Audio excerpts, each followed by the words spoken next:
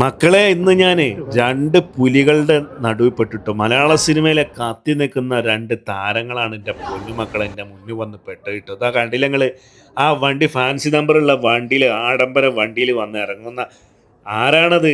ഒന്ന് നോക്കിയാണ് നിങ്ങൾ.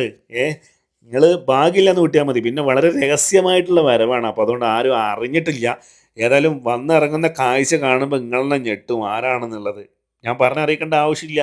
എന്തായാലും നിങ്ങളൊരു നോട്ടം കാണാനും ഫോട്ടോ എടുക്കാനും ആഗ്രഹിക്കാത്ത മലയാളികൾ അപൂർവമായിരിക്കും. ആ കാര്യം ഉറപ്പാണ്. ആരാണത്? നമ്മുടെ സ്വന്തം താരരാജാവ് പൊന്നുമക്കളെ ലാലേട്ടൻ കണ്ടില്ലേ നിങ്ങൾ? കണ്ടോ? ലാലേട്ടനെ കാണുമ്പോൾ തന്നെ നമുക്കൊരു പോസിറ്റീവ് എനർജി അല്ലേ? അതാണ് ലാലേട്ടൻ. കൂടെ ലാലേട്ടൻ്റെ എതിരാളിയുണ്ട്. അതാരാണ് മനസ്സിലായി നിങ്ങൾക്ക്? നമ്മളെ തുടരും സിനിമയിലെ ജോർജ് സാറാണ് പൊന്നുമക്കളെ ബാക്കിൽ വരുന്നത് അല്ലേ? ഇവർ രണ്ടുപേരുടെയും കണ്ടപ്പോൾ സത്യം പറഞ്ഞാൽ ഒരു ഷോക്കായി പോയിട്ടോ. കാരണം ജോർജ് സാറിനെ ഞാൻ എൻ്റെ ജീവിതത്തിൽ കാണുമെന്ന് ഒരിക്കലും പ്രതീക്ഷിച്ചതല്ല. ജോർജ് സാർ ആ പൊന്നു മക്കളെ എന്താണ് ആ ദൃശ്യത്തിലൊക്കെ നമ്മളെ തുടരും സിനിമയിലൊക്കെ ചെയ്ത് വെച്ചിരിക്കേണ്ട റേഞ്ച് ല്ലേ? ഇദ്ദേഹമൊക്കെ ആദ്യ സിനിമ എന്ന് ആരെങ്കിലും പറയോ? പക്ഷേ ജീവിതത്തിൽ അയാൾ എത്ര സിമ്പിൾ മനുഷ്യനാണ് നിങ്ങൾ ഇവിടെ വന്നപ്പോൾ. പുള്ളിയാണത് ചെയ്തത് വിശ്വസിക്കാൻ പറ്റണില്ല. അജാതി റേഞ്ചായിട്ടുള്ള ഒരു പോലീസുകാരൻ്റെ ഒരു റോളാണ് അദ്ദേഹം അതിൽ കൈകാര്യം ചെയ്തത്. അതും ലാലേട്ടൻ്റെ കട്ടയ്ക്ക് ഓപ്പോസിറ്റ് നിൽക്കുന്ന ഒരു റോള്. അപ്പോൾ ഇവർ രണ്ടുപേരും ഇന്ന് കാലിക്കറ്റ് എയർപോർട്ടിലേക്ക് വന്നതാണ്. ഇത് കൊച്ചിക്ക് പോകാൻ വേണ്ടിയിട്ട് ഇറങ്ങിയതാട്ടോ. പക്ഷേ നമുക്കൊന്നും രക്ഷയില്ല. എടുക്കാൻ പറ്റില്ല. ഫോട്ടോ എടുക്കാനൊന്നും പറ്റില്ല. കാരണം എന്താ വെച്ചാൽ അവിടെയൊക്കെ വളരെ സ്ട്രിക്റ്റാണ്. അറിയാലോ ലാലേട്ടൻ വന്നാൽ തന്നെ അറിയാലോ ജനങ്ങൾ എത്രത്തോളം കൂടുന്നുള്ളത്. അപ്പോൾ അതുകൊണ്ട് തന്നെ വളരെ രഹസ്യമായിട്ടുള്ള ഒരു വരവ് തന്നെയായിരുന്നു. പോക്കും ഇവിടെ തന്നെയായിരുന്നു. കോഴിക്കോട് നിന്നൊരു ഉദ്ഘാടനം ഉണ്ടായിരുന്നു ലാലേട്ടന്. ഇവിടെ നിന്ന് ഇറങ്ങിയത്.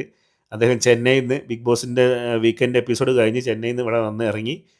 അവിടുന്ന് നേരെ കോഴിക്കോട് വന്ന് തിരിച്ച് വീണ്ടും കൊച്ചിയിലേക്കാണെന്ന് തോന്നുന്നുണ്ട്.